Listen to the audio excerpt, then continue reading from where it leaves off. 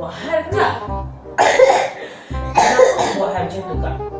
Kau kena bawa kat abah kan? Kenapa buat perangai macam tu?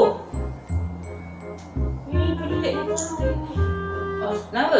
Ni minum sigaret buat macam tu? Minum sigaret? Kenapa? Minum sigaret kan? Kak. Ha? Kak. Kenapa? Tengok, nampak macam mana sirap je.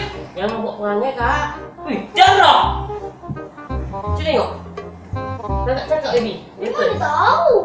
Prank.